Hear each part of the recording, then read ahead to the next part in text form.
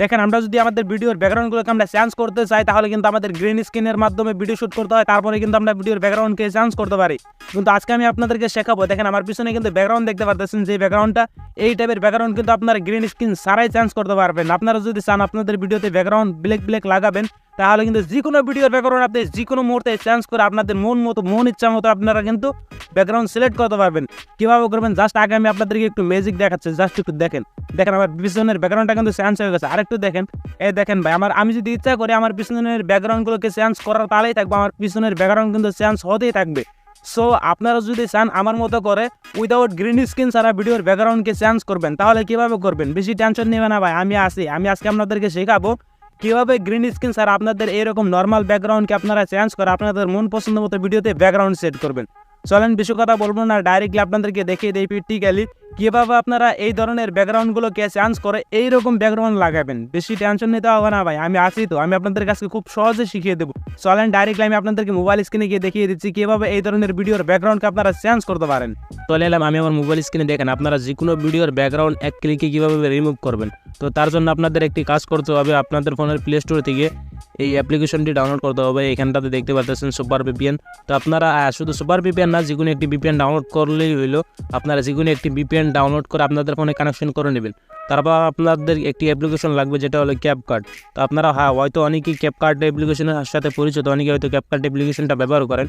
আর যারা জানেন না ক্যাপকাট অ্যাপ্লিকেশন কীভাবে ডাউনলোড করতে হয়, তো তাদের জন্য আমি নেক্সটে আরও একটি ভিডিও নিয়ে আসবো, যেই ভিডিওতে আমি আপনাদেরকে দেখাবো কীভাবে আপনারা ক্যাপকাট অ্যাপ্লিকেশনকে ডাউনলোড করতে পারেন।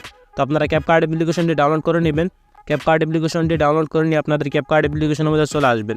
তো আমি ক্যাপকাট অ্যাপ্লিকেশনটা ওপেন করে দিলাম। তো ওপেন করে দেওয়ার পর এরকম একটি ইন্টারফেস আসবে। তারপর আপনারা এখানটাতে দেখতে পারবেন নিউ প্রজেক্ট। তো আপনারা জাস্ট এই নিউ প্রজেক্ট এই প্লাস আইকনটা আছে এখানটাতে জাস্ট টাচ করে দিবেন।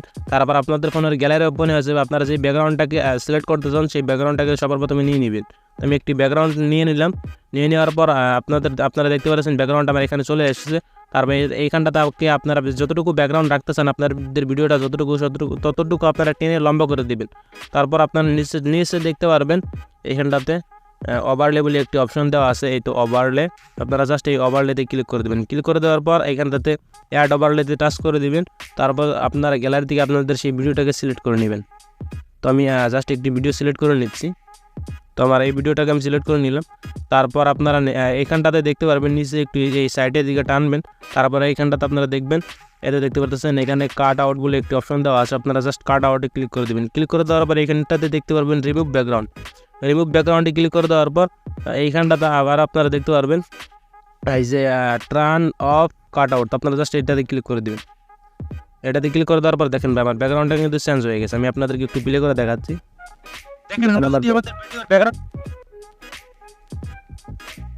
দেখেন আমি একটু প্লে করে দেখাচ্ছি। দেখেন আমার ভিডিওর ব্যাকগ্রাউন্ডটা কিন্তু অলরেডি চেঞ্জ হয়ে গেছে। তো আপনারাও চাইলে এরকম করে আপনাদের ভিডিওর ব্যাকগ্রাউন্ডটাকে চেঞ্জ করতে পারেন।